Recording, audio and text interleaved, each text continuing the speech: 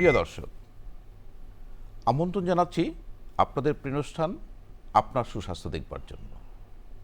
আপনারা জানেন এই অনুষ্ঠানের মাধ্যমে আমরা স্বাস্থ্য বিষয়ক বিভিন্ন সমস্যার কথা বলি এবং তার সমাধান দেওয়ার চেষ্টা করি।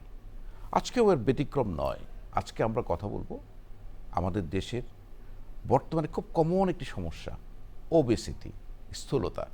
স্থূলতা নিয়ে আমরা কথা বলবো। আমাদের সাথে স্টুডিওতে আছেন প্রফেসর আব্দুল্লাহ আল শাফি মজুমদার। তিনি প্রাক্তন পরিচালক, জাতীয় হৃদরোগ ইনস্টিটিউট ও হাসপাতাল। আব্দুল্লাহ আল শাফি মজুমদার ১৯৫৬ সালের ১৬ই ফেব্রুয়ারি ঢাকায় জন্মগ্রহণ করেন এই দেশ বরেণ্য চিকিৎসক। ঢাকা কলেজিয়েট স্কুল এবং ঢাকা কলেজ থেকে এসএসসি ও এইচএসসি পাশ করেন। ঢাকা মেডিকেল কলেজ থেকে এমবিবিএস পাশ করেন তিনি। ১৯৮২ সালে তিনি কর্মজীবনের শুভ সূচনা করেন। ঢাকা মেডিকেল কলেজ, আইপিজিএমআর এবং জাতীয় হৃদরোগ ইনস্টিটিউটে কর্মরত ছিলেন তিনি। অত্যন্ত সুনামের সাথে জাতীয় হৃদরোগ ইনস্টিটিউটের পরিচালক হিসেবে অবসর গ্রহণ করেন তিনি। বর্তমানে বাংলাদেশ স্পেশালাইজড হসপিটালে কনসালটেন্ট হিসেবে চিকিৎসা সেবা দিয়ে যাচ্ছেন। আপনাকে স্বাগত আমাদের স্টুডিওতে। ধন্যবাদ স্যার, আমরা যেটা বলছিলাম যে খুব কমন প্রবলেম অবেসিটি। ইদানিংকালে আমরা কিন্তু দেখছি স্যার যে আমরা যেন মুটিয়ে যাচ্ছি। কি কারণ বলে আপনি মনে করেন? এটা কিন্তু খালি আমাদের দেশের সমস্যা না, এটা গ্লোবাল, সারা দুনিয়াতেই, ইউএসএ থেকে শুরু করে ইউরোপ, আমাদের মতো অনুন্নত দেশগুলিতে পর্যন্ত। এটা কারণটা একদম নির্দিষ্ট করা খুব মুশকিল। তবে আপনি জানেন যে শহরে যে উত্তরণ ঘটতেছে আমাদের গ্রামের থেকে শহরে, তাতে আমাদের কিন্তু মোবিলিটি কমে যাচ্ছে। আমরা আগে যেমন গ্রামে মাইলকে মাইল, ক্রোশকে ক্রোশ হাঁটার একটা ছিল, আজ থেকে 50 বছর আগে চিন্তা করেন, এটা চলে গেছে। ছেলে মেয়েদের যে স্কুলের খেলার মাঠটা আবশ্যিক ছিল, একটা স্কুলে খেলার মাঠ থাকবে না এটা চিন্তা করা যেত না, এটা চলে গেছে। এবং খালি চলে যায় না, আজকালকার দিনে যারা অভিভাবক তারা ছেলে মেয়েদেরকে সন্ধ্যার মধ্যেই বাসায় নিয়ে যান এবং স্কুলের পরবর্তী থেকে তারা কোচিংয়ে থাকে, তারপরে তারা অনলাইনে দেখার জন্য কম্পিউটারের মনিটরে বসে। এইটা তো আমাদের যে একটা চলাচলের যে একটা এক্সপিরিয়েন্স, এটা আমাদের চলে গেছে এক। আর 2 নম্বর আরেকটা হয়তো আমরা বলতে পারি, সেটা হলো খাবারেও কিন্তু আমাদের একটু পরিবর্তন হয়েছে। আমরা এমন ধরনের খাবার খাচ্ছি যেটাতে নাকি ক্যালোরি বেশি থাকে। সেই ক্যালোরি শরীরে ঢুকলে ওই ক্যালোরিটা কিন্তু শরীরে জমে, এবং জমার একটা সবচেয়ে ভালো পদ্ধতি শরীর ঠিক করে নেয়, এটা হলো এই ফ্যাট। এই ফ্যাটে কম জায়গায় বেশি ক্যালোরি জমতে পারে। এই ক্যালোরি ফ্যাটে জমে যদি আমাদের যেই জায়গায় জমার কথা, মানে সারা শরীরে ইউনিফর্মলি জমলেও চলে, কিন্তু আমাদের মতো এই দক্ষিণ পূর্ব এশিয়াতে বা আমরা বলবো যে এই ভারতীয় উপমহাদেশের লোকদের একটা টেন্ডেন্সি হলো যে তাদের ওই পেটের মধ্যে জমে। এই দেখা গেছে এই পেটের মধ্যে যে চর্বিটা জমে, এই চর্বিটা হলো খুবই একটা এমন একটা প্রসেস তৈরি করে যার থেকে অনেকগুলি ডিজিজের উৎপত্তি হয়, বিশেষ করে হৃদরোগ, ডায়াবেটিস, এবং আরেকটাকে আমরা বলতে পারি যে কিডনি ডিজিজের সাথে মেটাবলিক সিনড্রোম আমরা বলি অনেক সময়, ইনসুলিন দিয়েও কাজ হচ্ছে না। এই ধরনের পরিস্থিতি, এটার সেন্ট্রালি ধরা হয় এই স্থূলতাটাকে। খুব কমন, যদি একটা আলট্রাসোনোগ্রাম করি পেটের, আমরা দেখি ফ্যাটি লিভার। হ্যাঁ, লিভারের মধ্যে যা জমে, এটা কিন্তু খুব কমন একটা সমস্যা আমাদের জন্য। স্যার, এই ওবেসিটির জন্য স্যার আসলে কি কি রোগ হয় স্যার? না, সেটাই বলছিলাম যে এটা বহু রোগের একটা কেন্দ্রবিন্দু। আগে অতটা মনে করা হতো না, কিন্তু বিগত কয়েক বছরের মধ্যে আমরা একদম বৈজ্ঞানিকভাবে একটা প্রমাণিত হয়েছে যে এটা একটা কেন্দ্রবিন্দু, যেখান থেকে এই হৃদরোগের উৎপত্তি হয়। কিভাবে উৎপত্তি হয়? এই চর্বিটা এমন একটা পরিস্থিতি তৈরি করে যেটা নাকি হৃদরোগের যে রক্তনালীগুলি আছে ওই জায়গায় চর্বি জমতে এটা প্রভাবিত করে, এমন একটা জিনিস তৈরি করে। তো এটা তাহলে হৃদরোগ হলো, এবং হার্টের ফাংশনটাকে কমিয়ে দেওয়ার জন্য এই ওবেসিটি কাজ করে, যে হার্টের ফাংশনটা কমে গেল, তাহলে এটা হৃদরোগের কারণ হলো। আবার ডায়াবেটিসের একটা বড় কারণ, মূল কারণ না বলি, যে বড় কারণ হলো এই স্থূলতা। এবং যে আপনি জানেন যে মুখের ওষুধ ছাড়াও ডায়াবেটিসের জন্য ভালো চিকিৎসা হলো ইনসুলিন দেওয়া। কিন্তু কিছু কিছু রোগের ক্ষেত্রে দেখা যায় ইনসুলিন ভালোভাবে কাজ করে না, অনেক ডোজ বাড়াচ্ছেন তাও কাজ করছে না, ইনসুলিন রেজিস্ট্যান্স বলি আমরা। তো এটাও কিন্তু স্থূলতার কারণে ইনসুলিন রেজিস্ট্যান্স হয়, একটোপিক আর কি, অজায়গায় যে চর্বি জমলো, এই চর্বিগুলি এমন একটা সিক্রেশন করে যেটা নাকি ইনসুলিনকে কাজ করতে দেয় না। তারপরে কিডনি, এই তো আমাদের একটা বড় chronic disease, heart, diabetes, kidney. এই কিডনির যে কর্মক্ষমতা এটাও কিন্তু এই এই ওবেসিটির জন্য এটা কমতে থাকে। আর এই তিনটা রোগ আপনার যোগ হয় না, মানে হার্টের রোগ, ডায়াবেটিস এবং কিডনি রোগ, এরা কিন্তু যখন একসাথে থাকে এক এক এক 3 হবে না, তা হয় না, কিন্তু এটা মাল্টিপল হয়, দেখা যায় 9 হয়, হ্যাঁ 9 গুণ লগের আকারে এটা বেড়ে যায়। এটা আমাদের মাথায় রাখতে হবে যে এটা তিনটা রোগের সম্মিলিত হলে আমাদের রিস্কটা অনেক গুণ বেড়ে যায়। স্যার আরেকটা জিনিস দেখি, মেয়েদের ক্ষেত্রে যে আমরা দেখি স্থূলতার কারণে পলিসিস্টিক ওভারি, এই পলিসিস্টিক ওভারি কিন্তু ইদানিং আমরা অনেক বেশি পাই, এটা পিছনে ওবেসিটি। এখন যতই চিন্তা করেন না, দেখা যায় যে এই একটা কেন্দ্রে যে ওবেসিটিটা একটা মূল কারণ হয়ে দাঁড়িয়েছে, মানে সব রোগেরই একটা আসলে একটা সেন্টার হয়ে দাঁড়িয়েছে। অবস্ট্রাকটিভ স্লিপ অ্যাপনিয়া, যাদের ওবেসিটি তাদের একটা রোগ হয়, এটা রোগীরা বলে কিন্তু এসে, আপনিও জানেন, আপনি আরো ভালো জানবেন, যে শুয়ে থাকে স্পাউসরা বলতে পারে, স্বামী স্ত্রী বা স্ত্রী স্বামীকে, যে রাতের বেলায় তার শ্বাসটা কিছুক্ষণের জন্য বন্ধ হয়ে যায়, আবার উনি শ্বাস নিতে থাকেন, এই কথাটা বলে। তো এটাই হলো স্লিপ অ্যাপনিয়া সিনড্রোম। এই স্লিপ অ্যাপনিয়া সিনড্রোমটাও কিন্তু এই স্থূলতার কারণ। হার্ট ফেইলিয়ার, পার্টিকুলার একটা ফেইলিয়ার আছে, পিজাব, হার্টের এমনি ফাংশন ভালো আসলে, কিন্তু আবার ডায়াস্টোলিক ফাংশনটা কম। তো তাদের এই স্লিপ অ্যাপনিয়া যাদের আছে তাদের এই ধরনের হার্ট ফেইলিয়ার হয়। তারপর উচ্চ রক্তচাপের চিকিৎসা দিচ্ছি, অনেক ওষুধ দিলাম কিন্তু ভালো কাজ হচ্ছে না, না আরও বেশি ওষুধ লাগছে, তখন একটা কারণ হলো স্লিপ অ্যাপনিয়া সিনড্রোম। এবং স্লিপ অ্যাপনিয়া সিনড্রোম হলো স্থূলতার থেকে। আমরা কি করব? একটা হলো ডক্টর কি করবেন, আর তার খাদ্য তালিকা বা চলাফেরা, বা এখন কিছু ইদানিংকালে কিছু দেখা যায় ইনজেকশন পাওয়া যায়, হ্যাঁ, কোনটা করা উচিত স্যার, এইভাবে যদি একটু বলতে। সবই করতে হবে আমাদের, স্টেপ বাই স্টেপ। প্রথমে তো আমরা যে জীবনাচরণ পরিবর্তন, লাইফস্টাইল চেঞ্জের কথা বলবো। এইটার আমি 1 নম্বর বলি সবসময় যে এক্সারসাইজ অ্যান্ড এক্সারসাইজ। সেই এক্সারসাইজটা আপনার যদি বয়স বেশি থাকে, 50 না 60 মনে করেন, তাইলে আপনার হাঁটাটাই আপনার বড় এক্সারসাইজ। কিন্তু তার নিচে থাকলে কিন্তু নানা ধরনের এক্সারসাইজ করা যায়, সাইক্লিং করা যায়, অনেকে ট্রেডমিল করে। আজকাল বিভিন্ন ঢাকা শহর না, শুধু অন্যান্য জায়গাও আমি জানি যে জিম মানে অ্যাভেলেবল হয়েছে, সেখানে যে নানা ধরনের এক্সারসাইজ আছে। শুধুমাত্র আপনি একজন ট্রেনার অথবা সংশ্লিষ্ট একজনের কাছ থেকে আপনাকে জেনে নিতে হবে আপনার জন্য কোন এক্সারসাইজটা অ্যাপ্রোপ্রিয়েট।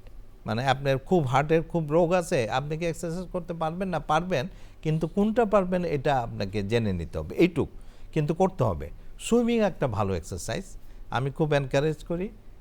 যদিও লোকজন এখন যেখানে পুকুর নদী আছে এখানেও মানুষ দেখি সুইম করে না, এখন আর বলে তোলা পানিতে এই গোসল করে। ঢাকার শহরে বা অন্যান্য শহরে আপনার সুইমিং পুল আছে, কাজেই সুইমিংকে এনকারেজ করতে হবে।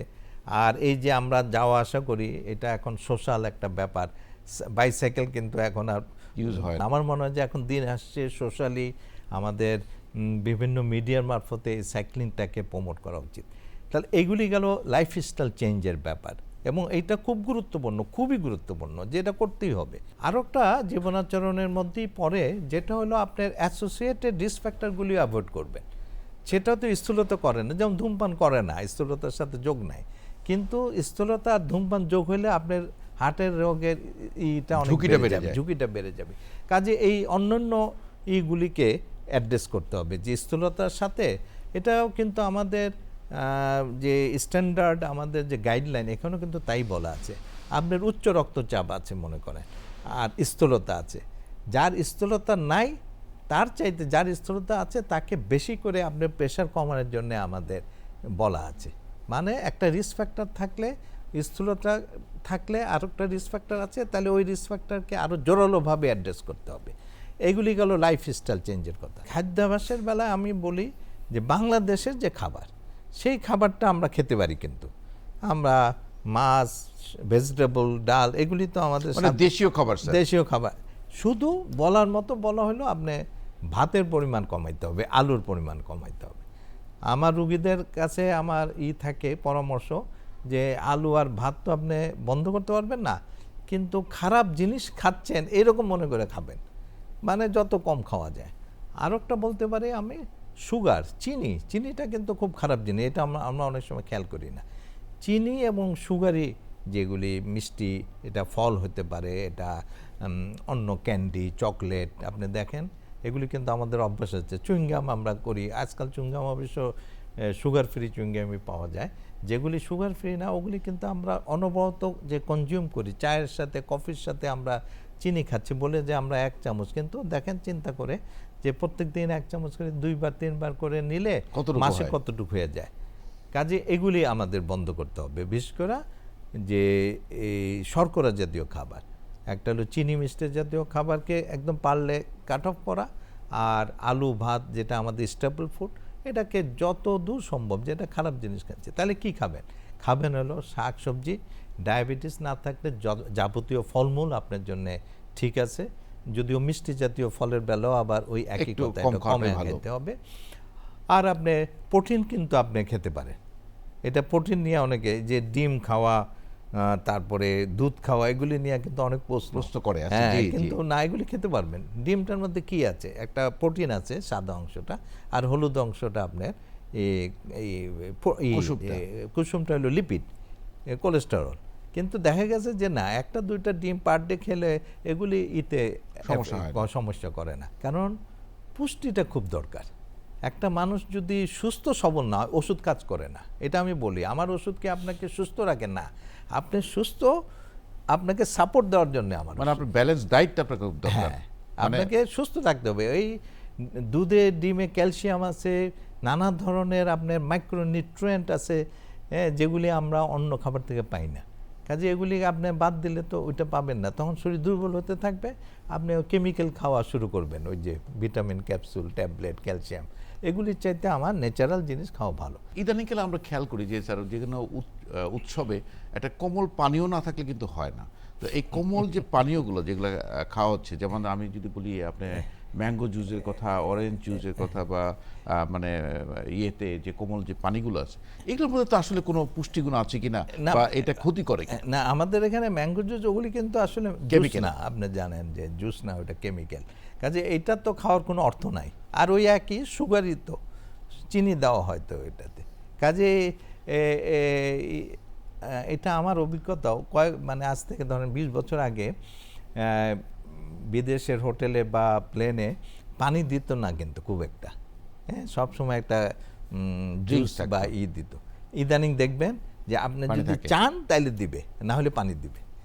মানে এই যে সচেতনতা, যে আমাদের যে পানিটাই হলো আমাদের আসল একটা জিনিস, ইটা না জুস বা fruit juice, truly fruit juice ঠিক আছে, মানে আপনি ফ্রুটসকে জুস বানিয়ে খাবেন, ওটা ঠিক আছে, কিন্তু ওই যে কেমিক্যাল পাউডার মিশিয়ে যে জুস তৈরি করে, এটা একদম আমার মনে হয় ব্যান্ডই করে দেওয়া উচিত।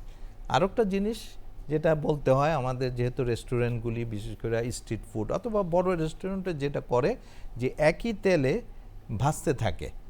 এই যে তেলটাকে যত আপনি ভাজবেন, তত আপনার খুব খারাপ ধরনের একটা কোলেস্টেরল তৈরি হয়। সেই খারাপ কোলেস্টেরলটা খুবই খারাপ। কাজে এটাও কিন্তু, এটাকে ট্রান্স ফ্যাটি অ্যাসিড বলি।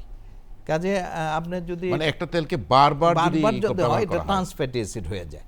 বিশেষ করে ফাস্ট ফুডের দোকানে এই জিনিসটা ঘটে। ফাস্ট ফুডের দোকানে মনে করেন ওই যে ফ্রাইড চিকেন দেয় না, ওটা তো ভেজে দেয়, তার দেখা যায় যে এই যে সকালবেলা একটা তেলটা চড়াইছে, ওই তেলের উপরে ভাজতেছে, তাহলে ট্রান্স ফ্যাটি অ্যাসিড তৈরি হয়। এই ইউএসএতে দেখবেন ট্রান্স ফ্যাটি অ্যাসিড কত পরিমাণ আছে এটা উল্লেখ করতে হয়, এবং বলা হয়েছে 1%-এর নিচে থাকতে হবে, মানে ফুডের 1%-এর নিচে।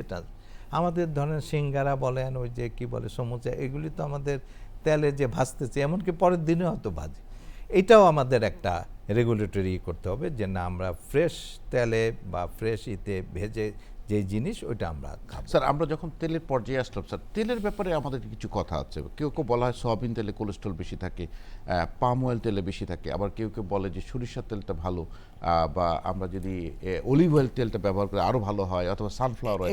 আপনি কি বলবেন এটা স্যার? কিন্তু এই ওবেসিটির সাথে রিলেশন রেখে? না, এটা খুব একটা ইয়ের ব্যাপার, ডিটেইলডের ব্যাপার, কারণ অলিভ অয়েল তো সবসময় ইট ইজ অ্যাকসেপ্টেড যে এটা ভালো অয়েল। সরিষার তেলও খারাপ না, সরিষার তেলকে আমরা খারাপ বলি না। আর অন্যান্য তেল যেগুলি বের হয়েছে আমাদের খাবারে, আমরা তেলটা যদি কম ইউজ করি তাহলে কিন্তু ওইটা মাথার মধ্যে ওই চিন্তাটা আসে না। যেমন মনে করেন কোকোনাট অয়েল ব্যবহার করে সাউথ ইন্ডিয়াতে, তারপর শ্রীলঙ্কায়, তারা তো ব্যবহার করছে, এটা তাদের ফুড ট্র্যাডিশনের অংশ কিন্তু কোকোনাট অয়েল। কিন্তু এটা তখনই খারাপ হয় যখন পরিমাণটা একটা সার্টেন এক্সিড করে যায়। আপনি তো সোশ্যাল এবং ন্যাশনাল টেস্ট কিন্তু আপনি চেঞ্জ করতে পারবেন না, আপনাকে ওই টেস্টের উপর নির্ভর করে কথা বলতে হবে। কাজে যেই খাবারই খান পরিমিত পরিমাণে খান, এটা একটা বক্তব্য। আপনার তো দীর্ঘদিন থেকে হার্ট নিয়ে কাজ করছেন স্যার, আপনি গবেষণা করছেন স্যার, ওবেসিটি নিয়ে হার্ট, তো এখানে স্যার হার্টকে ভালো রাখার জন্য কি করা উচিত স্যার? না, ভালো রাখার জন্য আমার তো অনেকগুলি রিস্ক ফ্যাক্টর আছে তো হার্টের, ওই যে ধূমপান, উচ্চ রক্তচাপ, উচ্চ কোলেস্টেরল, সেডেন্টারি লাইফ মানে আমরা বসে থাকা, এগুলি হলো হার্টে, স্মোকিং তো আছেই, ডায়াবেটিসও তো একটা সম্পর্ক আছে স্যার। এগুলি হলো হার্টের রিস্ক ফ্যাক্টর। না, এখন আমাদের কাছে বড় হয়ে দাঁড়াচ্ছে যে না, ওবেসিটি মূল শত্রু।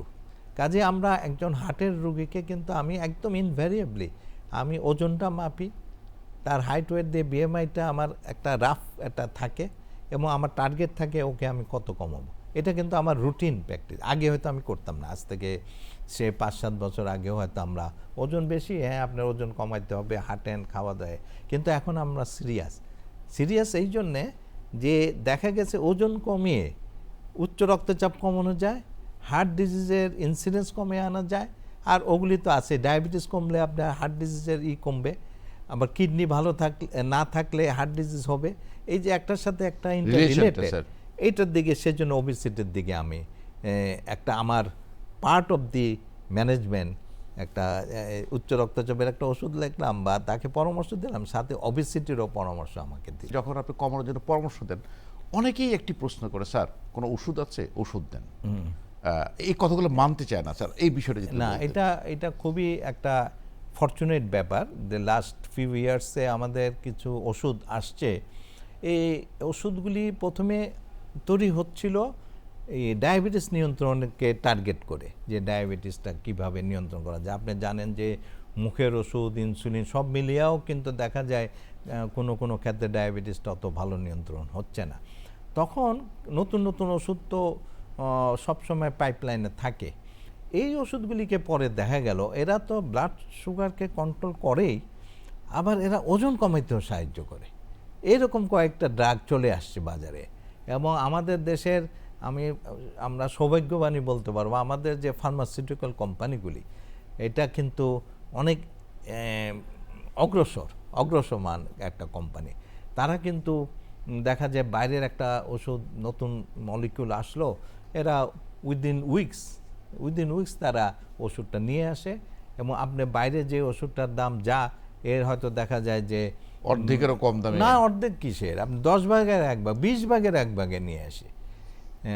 তো এই ধরনের ওষুধগুলি কিন্তু আমাদের দেশে এখন পাওয়া যাচ্ছে।